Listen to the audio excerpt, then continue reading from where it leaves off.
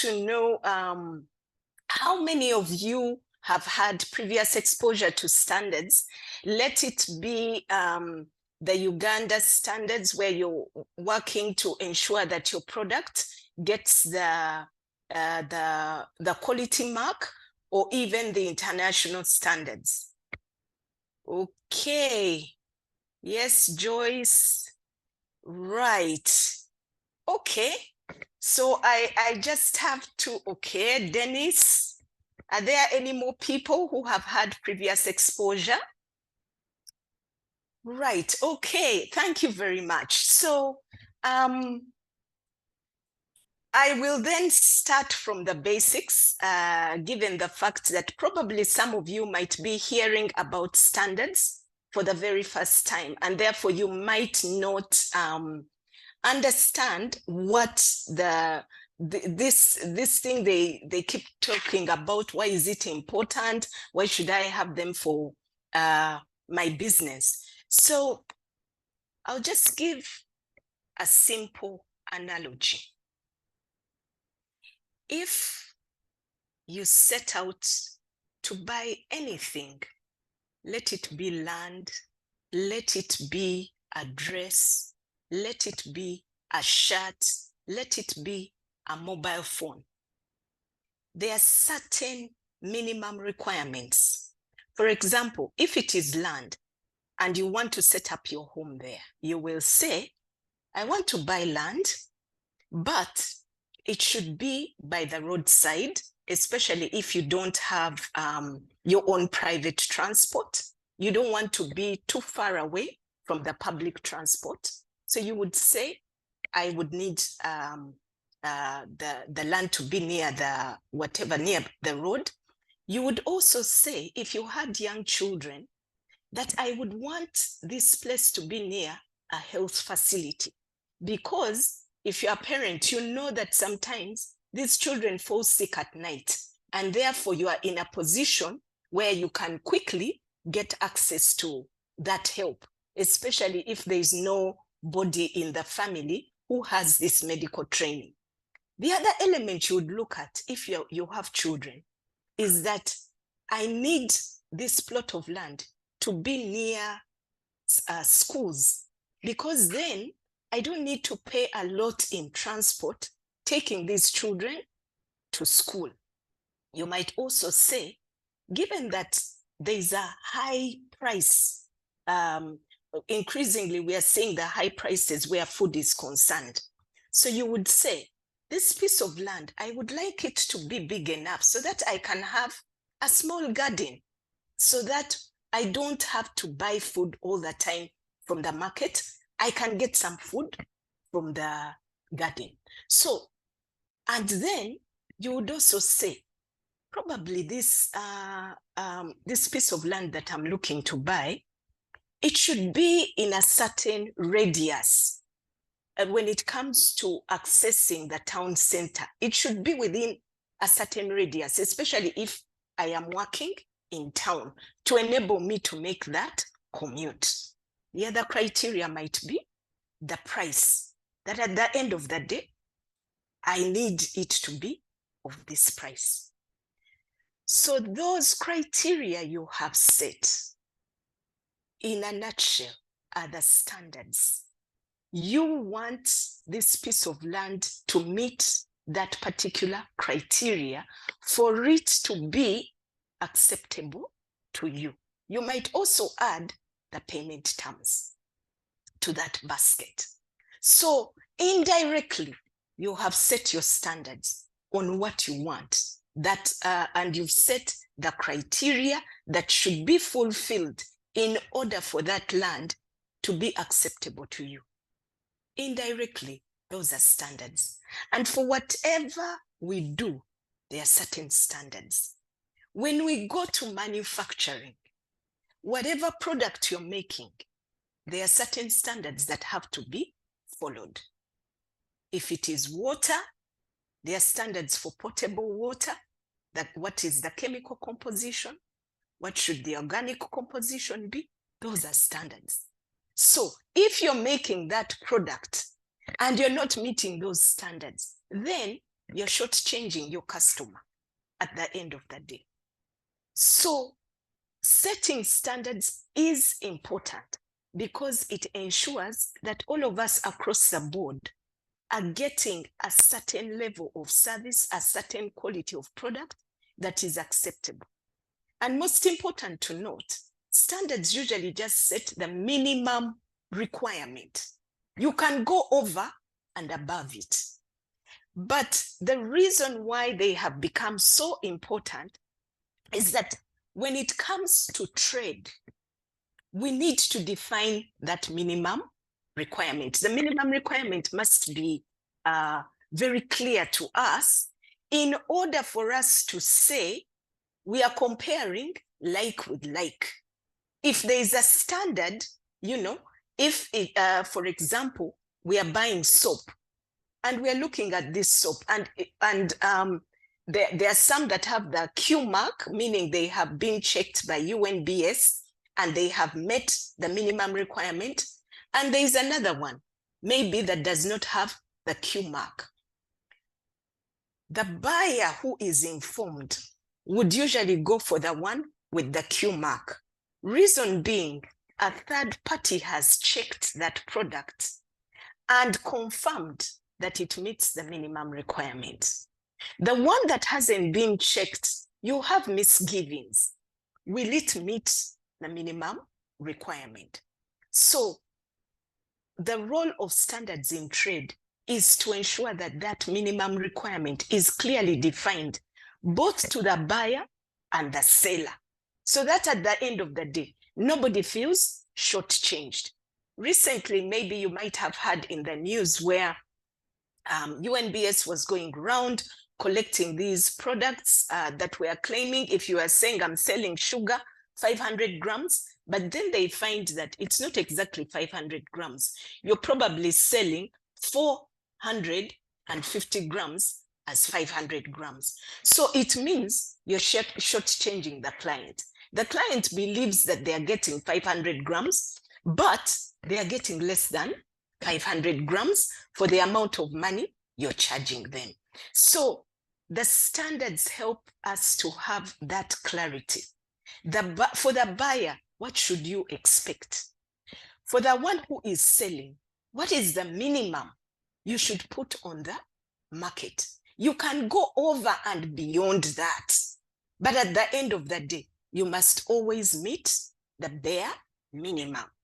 Now, as a result, you will find that increasingly, especially when we start talking about business and particular sectors, there's a lot of emphasis on standards.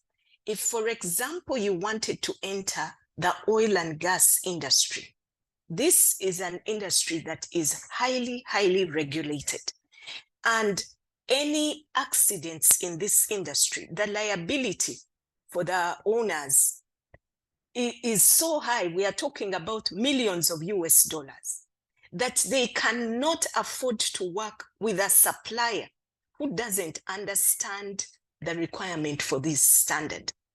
And over and above the local standards, they would want international standards. When I talked about sugar or any of these other products we use on a day-to-day basis, usually they are assessed against Uganda standards, which are local standards, but at times they might be adopted from international standards. But when we move to the oil and gas sector, we are talking about international standards. What is the bare minimum that you must have? And these have clearly been defined. Samuel shared earlier this morning about the standards that roofings have. He talked about the ISO standards. ISO stands for the International Organization for Standardization.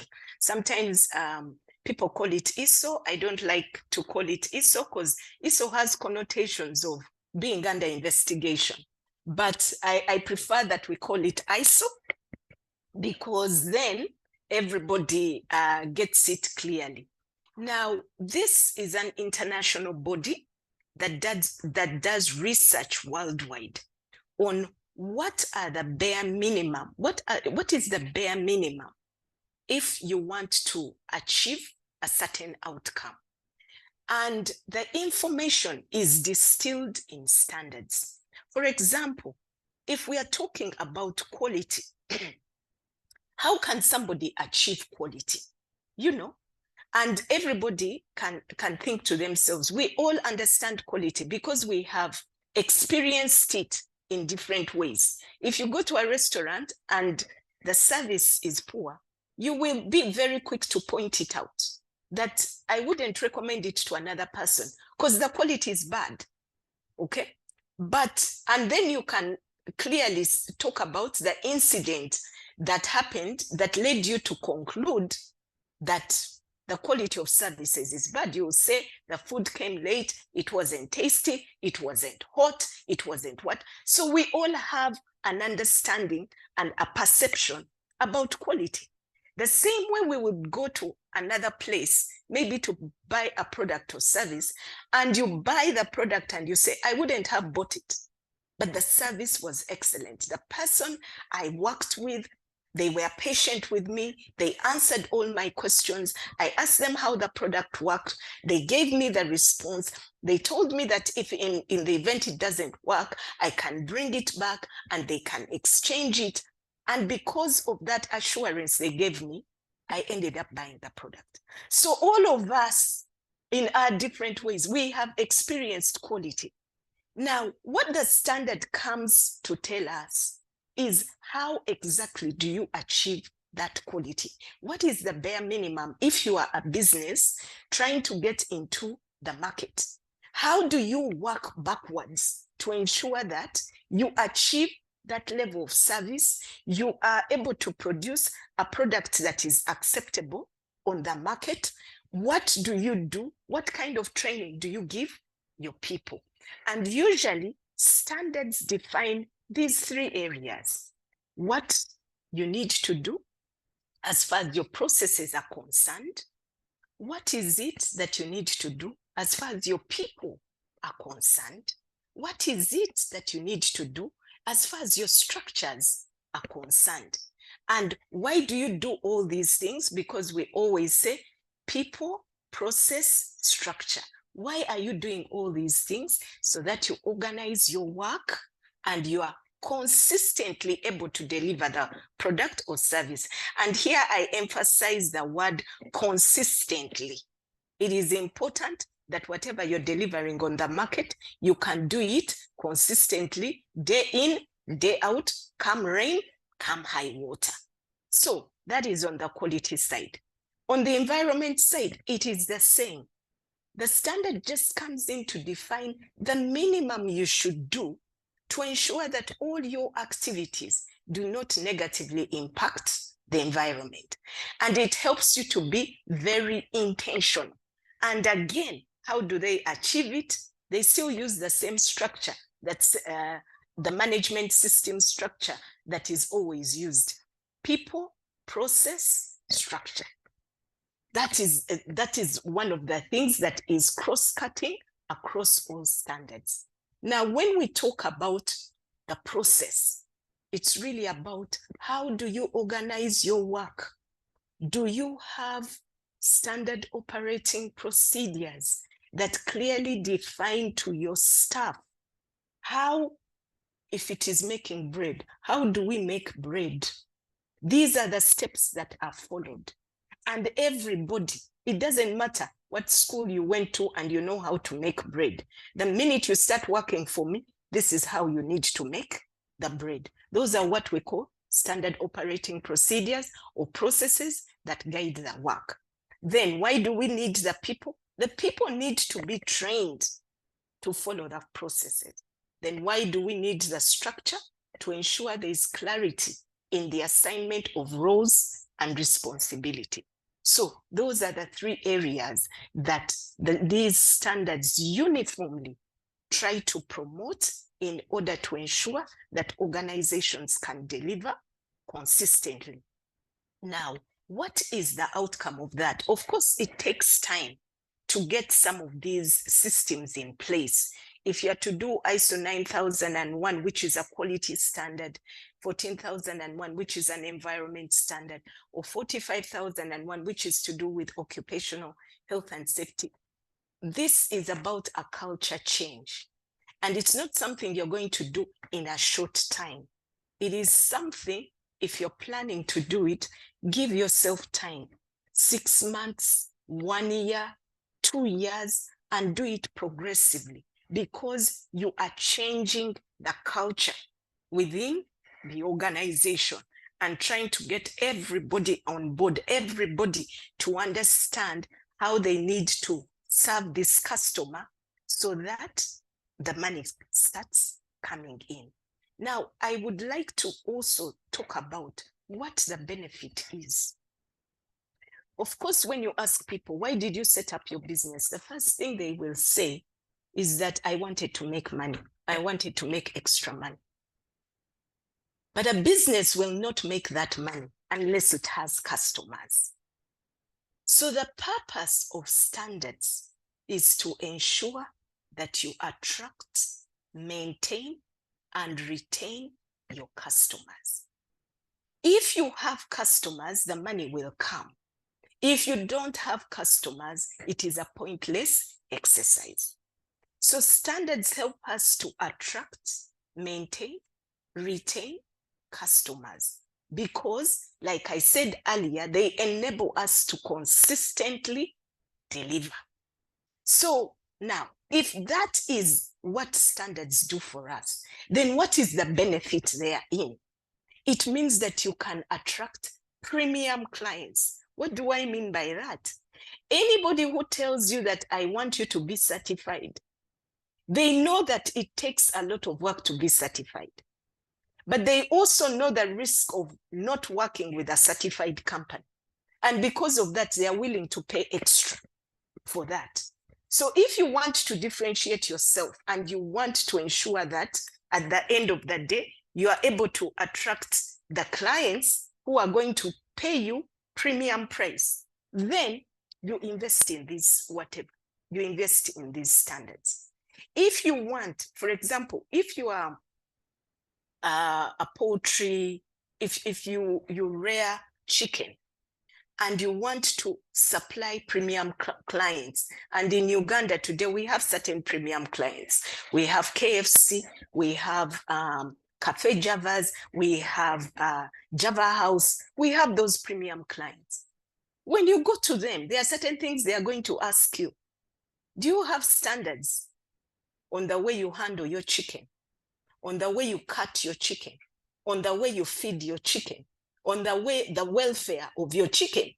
Those are the questions they want you to answer, because at the end of the day, they don't want you to supply chicken that is going to make their customers sick because you used so many antibiotics, you did not observe the withdrawal period because you wanted to make money.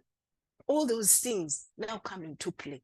Now, when somebody asks those questions, it will mean that per kilo, if the market was, you were selling at 7,000, this person is willing to give you 9,000 or even 10,000 per kilo, because they know you're giving them a premium product. So standards enable you to stand out and to even earn more money at the end of the day. That is what it does. So if you want to access those premium markets, I would encourage you to invest in implementing these standards.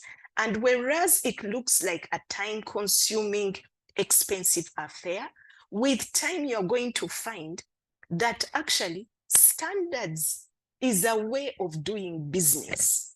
It is a way of doing structured business. And in the long run, it benefits the organization, it benefits the shareholders, it benefits the investors. So, ladies and gentlemen, with that short presentation, I hope I have enabled you to understand more about standards and the value they bring to the organization. So at this point, I think we shall open up the floor for questions. Thank you very much, Susan.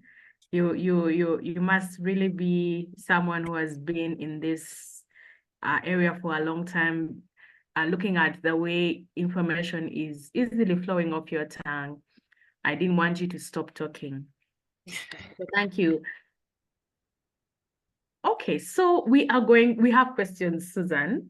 And for me, my first question to you is, I like the fact that you have, before you came, the Samuel from Roofings did give us a category of standards: the occupational health, the environmental standard, and the quality standard for their product, and they're all ISO. I also don't like the ISO thing. I rather say ISO. So, and those are international standards. Now, most of the people on the call are small businesses. I would like us to talk about local standards. We know about the standards that are set by UNBS, and I'm sure it comes with a mark.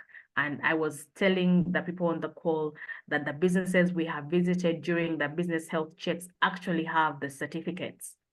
Now, you have really inspired us and told us that quality assurance is a way of doing business.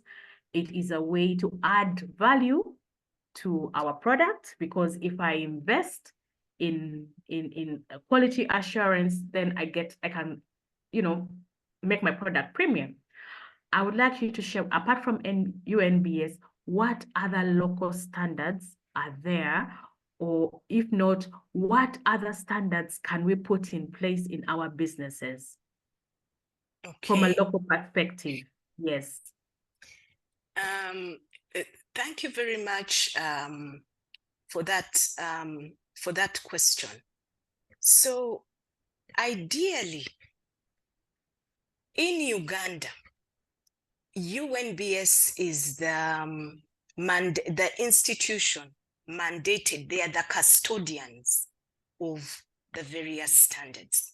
So we have Uganda standards, and these are product standards. When we talk about product standards, it basically means if it is water, there's a standard for water. If it's toilet paper, there's a standard for toilet paper. If it is a soap, there's a Uganda standard for soap. So those are what we call product standards. And I think a few years ago, I think 1 or 2 years ago, UNBS was tasked to ensure that any food product, if you are making any food product, you needed to have the Q mark, because they would then be able to check if all your ingredients were safe for human consumption. So now, apart from the Uganda standards, we have East Africa standards. So you will find that in situations where the Uganda standard is insufficient, or at times where the East African countries have agreed to adopt a particular standard, it becomes an East Africa standard, which means that as the products cross borders, then they are assessed against the same standard. So we have regional standards, and we also have the local standards. Now, there's a question in the chat about toilet paper and why we have poor quality toilet paper. Now, that one is a direct function of the people who are importing the toilet paper. Now, of course, you're going to argue, why doesn't UNBS check all the products that are on the market? The reality of the situation is that sometimes it is nearly impossible to be everywhere at the same time. And our traders have to get to that point where they don't believe that they always need to bring the cheapest product to the Ugandan consumer, but that the Ugandan consumer also would want something of quality. And of course, the argument is to do with purchasing power, but I don't want to get into that. It is a lengthy conversation, because somebody will argue, if I bring the premium product, will the market be able to afford it? Probably not. So that's why I bring the cheaper product. But maybe we also need to educate our traders on the kinds of products they need to bring to the market, so that at the end of the day, we get better quality products on the market. And then on the aspect of implementing these standards, I would like to encourage you. It doesn't take a lot of money. By the time you have decided that I want to start making soap, I want to go into business, endeavor to find out what are the minimum standards that are required. Let it be professional services. There are standards also for professional services. Endeavor to find out and progressively implement them. You might not have the Q mark, you might not have the ISO standard, but progressively, if you set up your standard operating procedures, that this is how we operate. If you train all your people to follow the procedure, indirectly, you're setting the standards within your company. And it helps you, because at the end of the day, you're better off after doing it. So I will encourage you that don't wait until you have a lot of money to set up these operating procedures. By then, your people will be they've gotten so used to doing the wrong thing that correcting them is going to be a problem. So I would encourage you, right from the word go, sit down, use the internet, find out what the bare minimum is, ask yourself, in order to deliver, what are other companies doing? Come up with a method and teach that method to your staff. Indirectly, you will be setting the standards for your organization. And then when you are in a better financial place, you can then bring in the likes of the UNBS to help you. You can then aspire to maybe getting the ISO standards. This is my encouragement to you. Thank you, Susan. Let's talk about people. You mentioned that on the journey for quality assurance, we have to look at our processes, our people, and our structures. Now, most of us, before we hire people, we have a screening process of interviews. Interviews are one of the ways we try to get quality into our organizations. But Susan, you know that it is one thing for someone to have the qualification and another for them to have the attitude or to even have the skill to do the work. Talk to us about that process of people and how to navigate it. Thank you very much, Belinda, for that question. That's a tough one because sometimes it's a hit and miss. Now, we have a problem in our market. The problem starts from how we have been training our resources. We have, for the longest period of time, encouraged cram work, and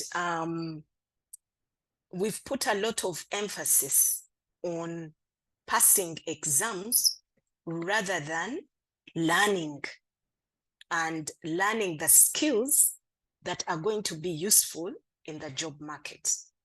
Now, because we've placed a lot of emphasis on passing exams, we have compromised the learning. And therefore, potential employers, all of us, we need to be aware of this because we are fishing from the same pond. The pond is bringing out this fish. And sometimes we're looking at the fish and we're like, what just happened here? What just happened here is years of killing creativity, is years of, you kill creativity when you tell people to regurgitate whatever it is, cram work. You've killed creativity, because I can no longer think on my own, because I always have to say what the teacher has taught me to say. Now, and that is the basis against which marks are awarded. And for years, this is the way I have been taught, that as long as I excel, and I excel by cramming, I am able to be ahead of the pack. Come to the school of life. You realize that actually you need people who are creative, who are critical thinkers, who are problem solvers, who can work without supervision, but the earlier years of their lives did not prepare them for doing these things. So what you need to do, and this is what I have found helpful, is that when I am bringing my people on board, I don't really pay too much attention on what grades they got, because I believe that is not a true reflection of effort. I really look at what is this person, what kind of character are they? Are they willing to learn? That one is important. Are they disciplined? Meaning, can they simply follow instructions? If I say we are starting work at 8, can you turn up at 8 at the basic level? If those basics are okay, then that's fine. You can join the team, because I know I have to train you. But in order to train you, you just need to have the right attitude. So everybody who comes, they are trained. Now, the challenge we have is when we believe that we are getting an already made product, and therefore it's going to be plug and play. This person is coming and they should be able to give results. Now, that is where it goes wrong, because as an employer, you have very high expectations, but the reality is very different. So what I will encourage members to do, members on the call, the minute you employ your people, have a training budget. That one, you cannot run away from it, okay? Because at the end of the day, that training is what is going to get you the results that you are looking for. If you bring those people and you don't train them and you expect results, expect disappointment.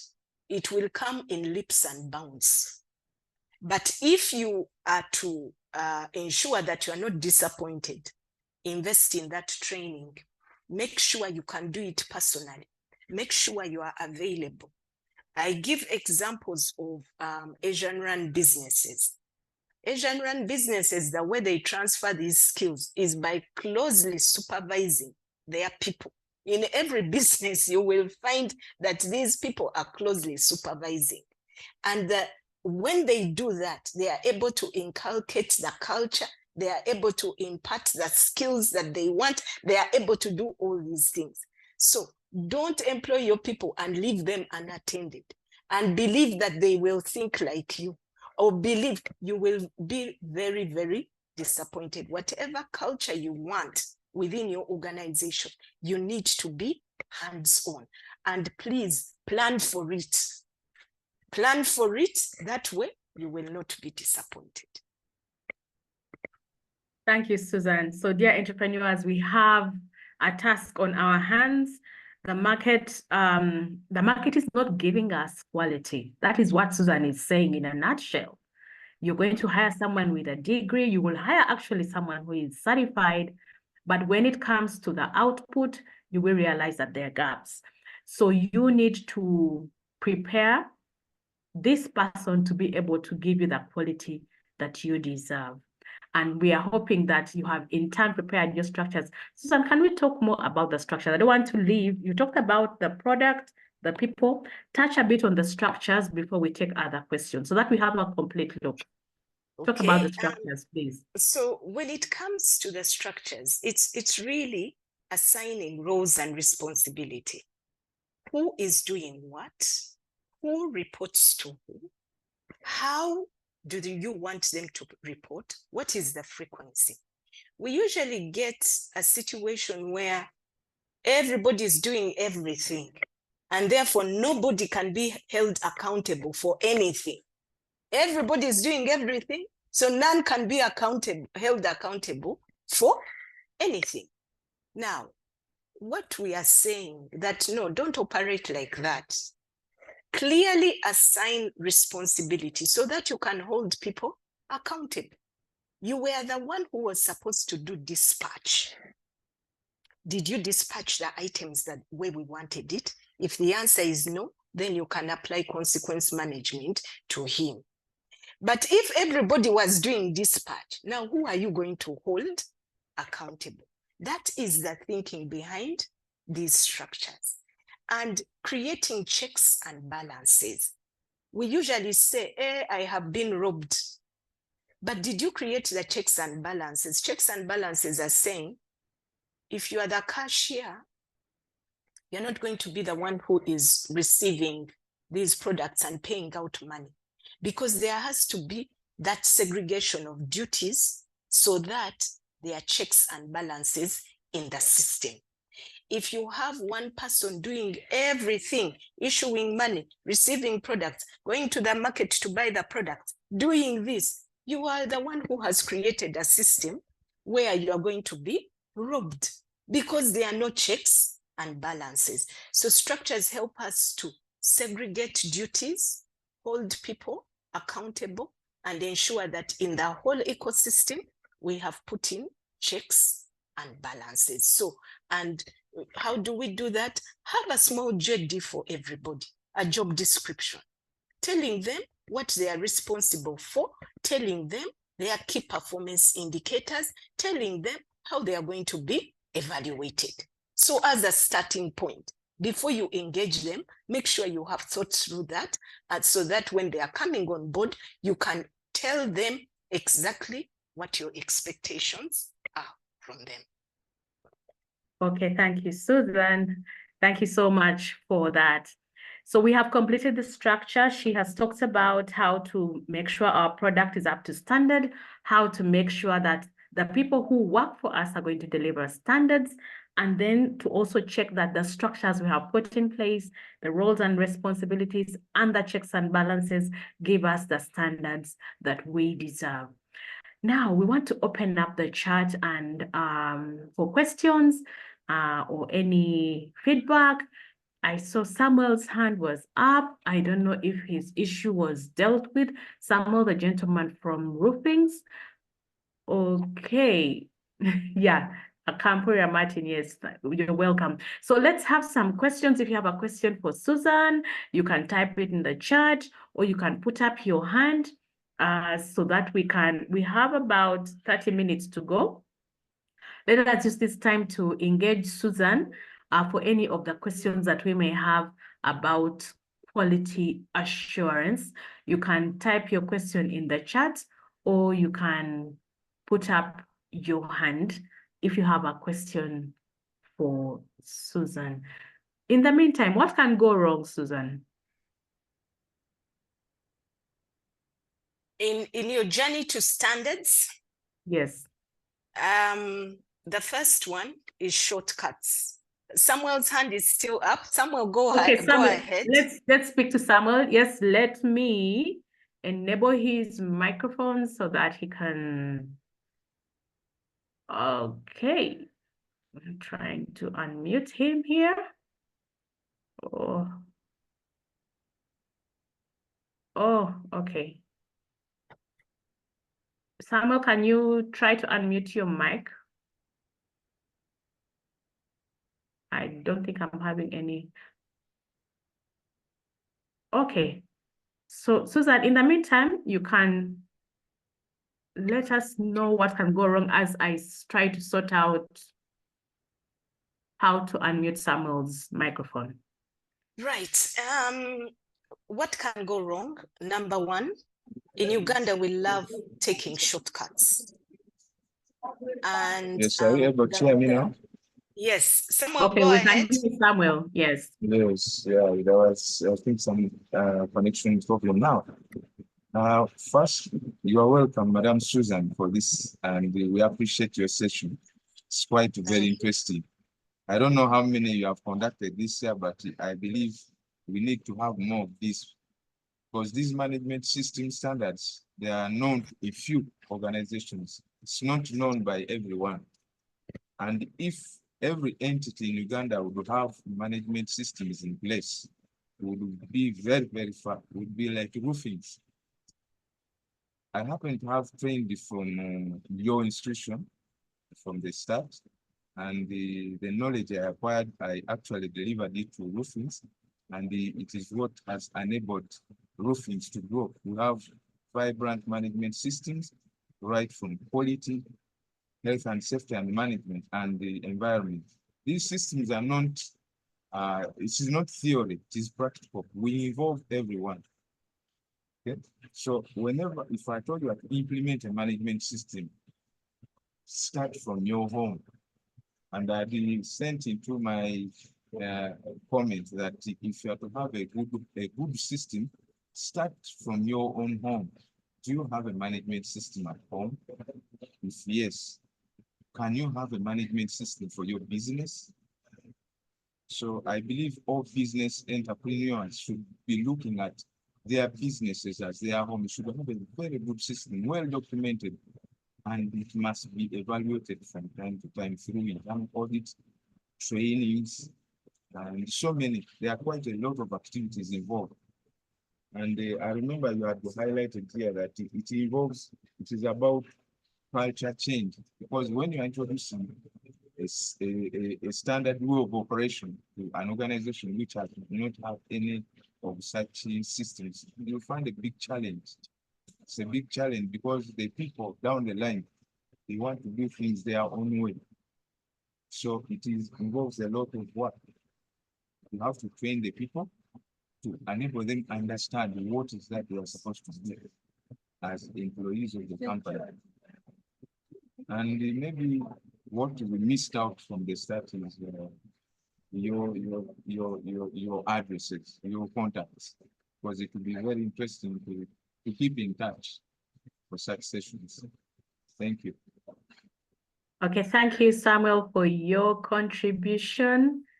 And it's good to know, and it's good to have someone who has actually gone through this process. It shows that Susan is not talking to herself. Yes, so thank you so much for that contribution, Samuel, and congratulations for all the achievements you are making at Roofings. Susan, I'm back to you. What can go wrong? Okay, thank you very much, Belinda, and thank you, Samuel, for that. It is indeed, it is true. Samuel is one of my students. We have walked this journey of standards together, and I'm happy that he's able to testify the benefits they have got. So, going to what could go wrong. The first one, shortcuts. In Uganda, we love shortcuts. And usually that is what does us in. I'll share a simple example. Most of the time when people call me and they want to implement these management system standards, it is because either they've seen a contract in oil and gas or somewhere, and the minimum requirement is that they need to be certified. So immediately they call. But the first question is, can I just pay you and I get the certificates? And then when you tell them, no, there's a process you need to follow, they're like, no, that is taking a lot of time. I want it today. I want it yesterday. And I'm like, well, it will not work because you need to give this some time. So they go round and round looking for people who are going to help them get it. What they don't know, that even if you go to NASA Road and they print it for you, there's a database of certified companies. So somebody just types your number in there and they know whether it's an authentic certificate or not. So the first one, please, Ladies and gentlemen, let's learn to do things the right way. It takes time, but it has to be done.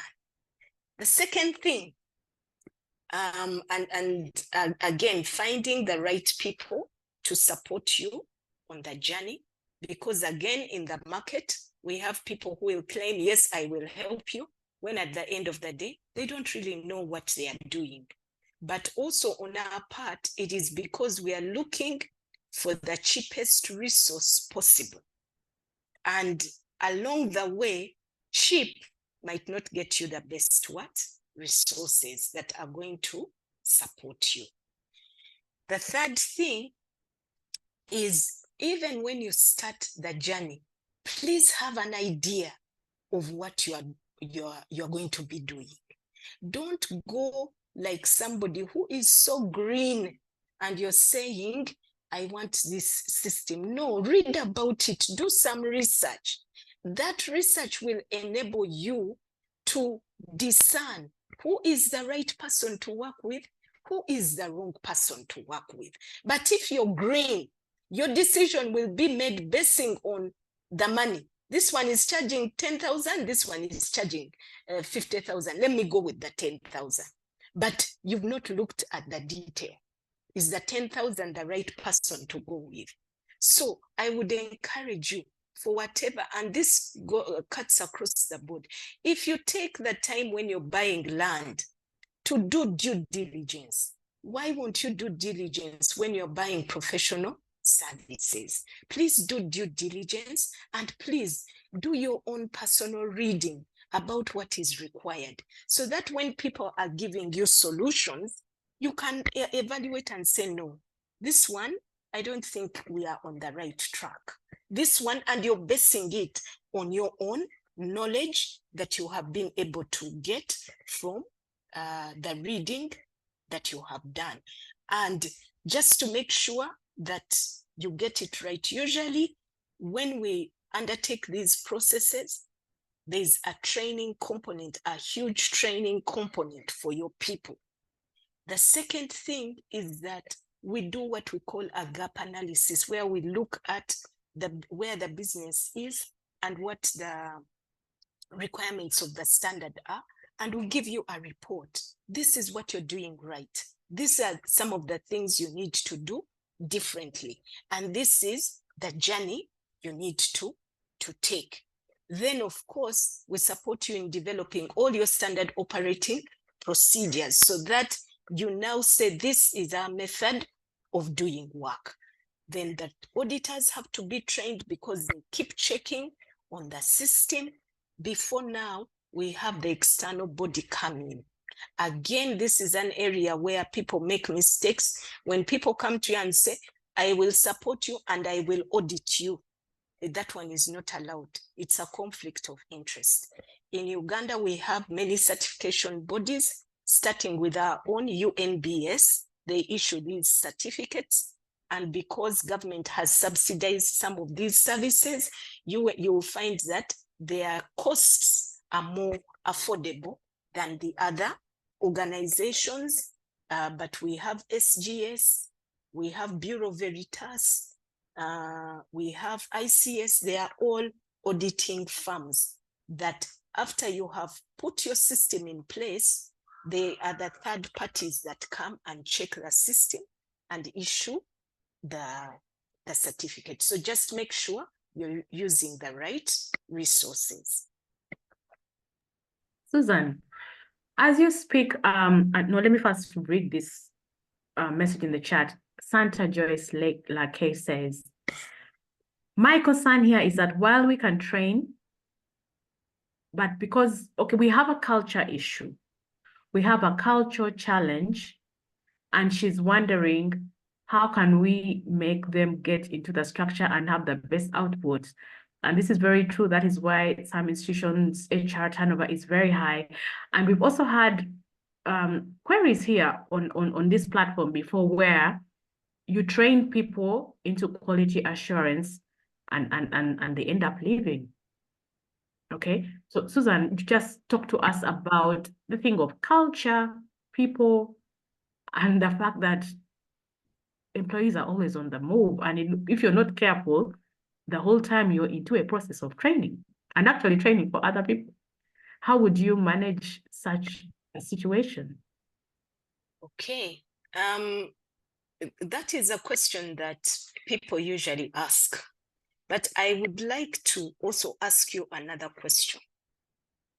What if you do not train them and they stay? What are the consequences of using these people who are not skilled? Because there's looking at it in terms of, yes, I'm making this investment, but this person is not going to stay. But what if you don't make the investment and they stay? And sometimes those people who do not move need the skills more than the ones who keep moving, because the others that keep moving, they're thinking to themselves, for my skills, I can get a better deal. So now, once you train, there's also retention. And you need to have certain motivations or certain incentives to keep people within your business. One of the things that we do here is pay the bare minimum possible. And of course, there are other reasons why we do that, okay? But the reality of it all is that one of the things that keeps people in a certain place is if they feel they are being remunerated fairly, because they move just because somebody is giving them 50,000 extra or 100,000 extra. So even right from the word go, try and as much as possible to ensure that you take the time and ask yourself, for what I'm giving this person, are they able to, would they be able to at least afford a room? Because we know at least the average will be between 150 or 200,000. This is one room. What about the transport costs? What about their upkeep? Will they be able to at least survive on this basic salary that I'm giving them? If not, how can I vary the way the structure of the work, or how have I organized the work? What do I mean by this? There are certain roles, for example, accounting. Do you need that accountant to be there every single day? Probably not. Can they come in on a weekly basis? Then I'm able, the little money I am willing to pay, as opposed to spreading it over a month, in which case somebody will feel that I'm spending a lot of my time here, but I'm not earning enough. I free them to come when I really need them, and then they can use that time to do whatever it is they need to do to earn additional income. So today we are talking about flexi time, flexi hours. Unlike, unless you are in areas like manufacturing or production, but in all these other spheres, there is a way you can ensure that the work is flexible and that it relieves your budget. You're able to pay for that time that that person is spending there, and you will find that they are more productive when they come than when they are staying there on a full-time basis. It also frees you of certain obligations. If somebody has to be here with you every single day, you find that you need to provide lunch, you need to provide this, you need to provide the other. But if they are coming in as and when you have designated and you have specific deliverables that you want them to work on, it means that the hours are better used, and therefore you pay for the hours that you are actually using. So I would encourage you to adopt some of these models. If somebody can work from home, why should they commute and spend money in transport. So those are some of the things that we can look at. Right now, we are having a Zoom meeting. It is more cost effective than if we had to drive to Enterprise Uganda. We spend more time in traffic for no good reason. But now we can sit in our offices, have the meeting, contribute to the conversation, and ensure that work goes on. So I would encourage you, go back and ask yourself, how much am I willing to pay? Are these positions, should they be full-time? Should they be part-time positions? These ones, the ones that are full-time, what can I do to make it easier for my people to survive in this current environment? You need to do that. It is not easy, but it has to be done.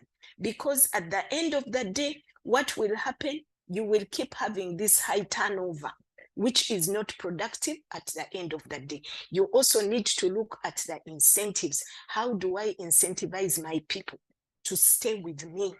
You know, what are some of the things I need to do? So it's not easy, but it has to be done. And there are financial implications to that. Thank you, Susan. Alan Buhamizo, your hand is up. Yes, you can ask your question, Alan. Yeah, thank you, Belinda and Susan. Can you please speak up? We need to hear you, Alan. Can you please speak a little bit? Thank you, Belinda and Susan, for the presentation. I guess you can hear me now. We can hear you. Yeah, I wanted to add a little on what he was trying to talk about, what Susan was trying to talk about. That the biggest challenge probably comes to recruiting a person, then having to train him and do all you do. And then at the end of the day, he exits before maybe he brings the value. Probably she has talked about everything I thought about, but then some other thing also comes to the recruitment phase. That also a person needs to be critical at recruitment, to know that the person I'm recruiting basically sure I will be able to meet his expectations. At times there is when you bring in a person and you just know that the person that has just come in probably he has a frustration of the time, but a little settlement around, you will have him leave. So it's better also to look at the person you're bringing in, whether he will be comfortable with the job you're bringing in him for. Yeah, and the rest is between recruitment and exit. Whatever you do, whatever environment you provide to this person, between recruitment and exit matters a lot. The environment can be accommodative to the person, or the environment can actually exit the person. But the major point was what I brought in first. Thank you. Thank you, Alan Buhamizo, for your contribution. Wow, we have about 10 minutes to go. And if you guys have noticed, we had better take advantage of Susan's time with us this morning because we are getting more than we bargained for. Yes, so we will take one more question. If there's anyone. Okay, questions here in the chat. Good morning, madam. That is from Emmanuel Safali. Thank you for the presentation. Better late than never. Yes, I think people are noticing, Susan, people are noticing that it is not too late for us to start on the quality assurance procedures in our businesses. Santa Lois is saying in manufacturing, it is very, very expensive once a mistake is done, especially, yeah, like those are the health and safety measures, especially using a phone. Okay, yeah, sometimes when you use a phone at a petrol station, I'm sure you have all seen those signs of turn off your mobile phone, or even in a factory, you could use a phone, becomes a hazard and creates such a disaster. Okay, so wow, we have 10 minutes to go. If we don't have a question, I will ask you, Susan. It has been argued that many of us work for these organizations that have quality standards, and we actually perform very well at work, but we have failed to carry those standards back home and into our communities. I would like you to guide us on that transition, and I guess it will be our closing discussion. of it is good to have thriving businesses, but then it's also good to have thriving homes and thriving communities. Even our communities and homes need standards. So share with us how we can transition the quality practices from our workplaces into our homes and eventually into our communities, our churches, and things like that. Susan. Okay, thank you very much for that. Now I'll share a personal example of how I have managed to transition the standards from the office, because that is what I do, that is my day-to-day, to my home. This might be hard for you to believe, but I have had one house help for the last 25 years. Now, all of you are going to be like, it is not possible. It is true. And those who know me, but I just want to share the journey we have walked with this young lady when she came. When she came, I said to her, look, we have to understand each other. I have a full-time job, but you're part and parcel of my support system. I cannot afford to have my house go upside down. Do we understand each other on that one? And she said, yes.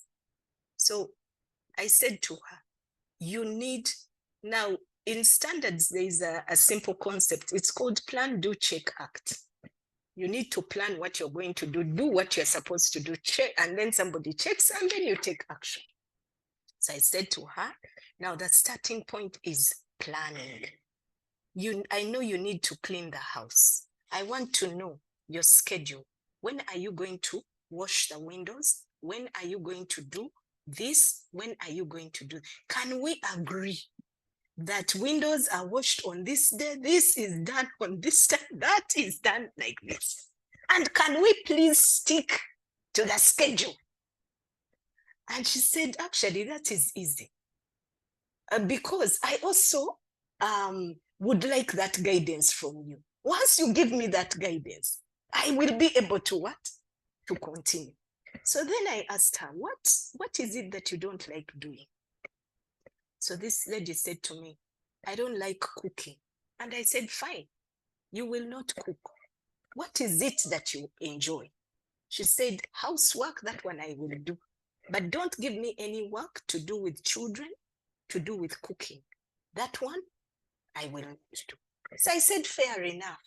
Now, let us talk about the housework, because it is the one that you want. You clean. Which days do you clean? These are the days.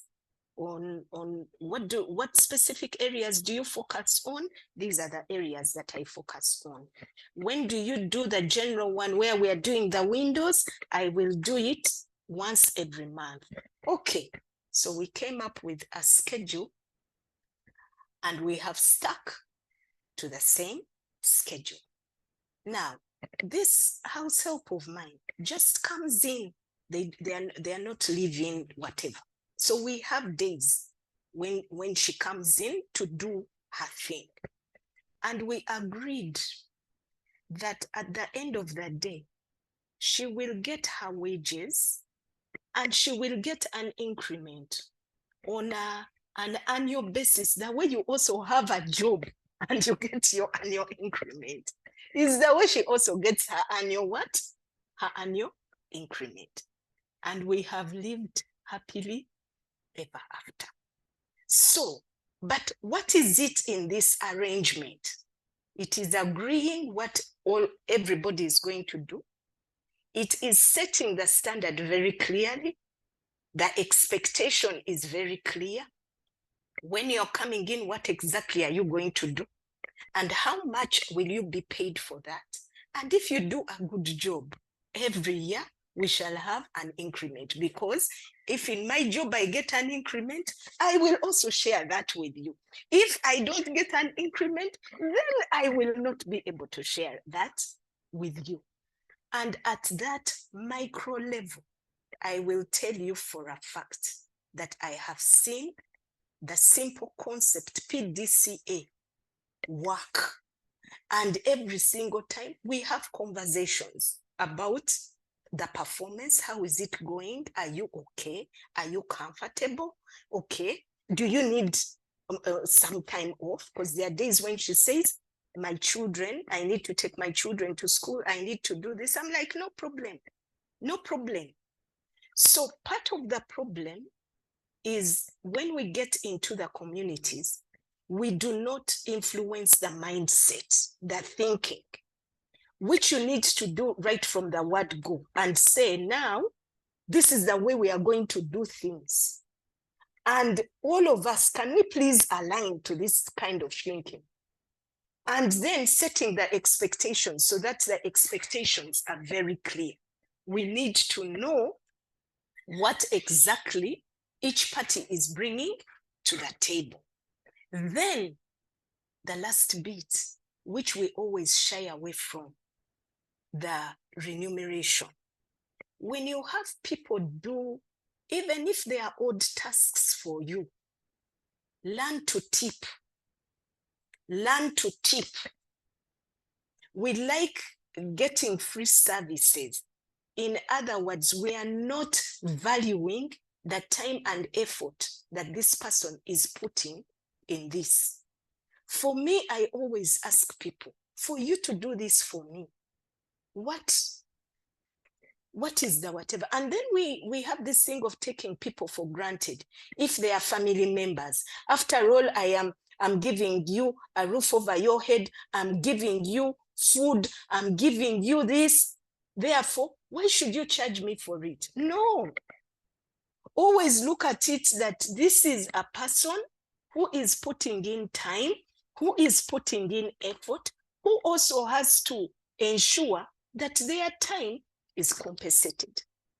If we learn to do that, you will live happily with the people and the community, because they will know you don't take them for granted, and they would be even more willing to do more than sometimes even what you're offering. Because you can say, you know what, I'll give you 10,000 or 20,000.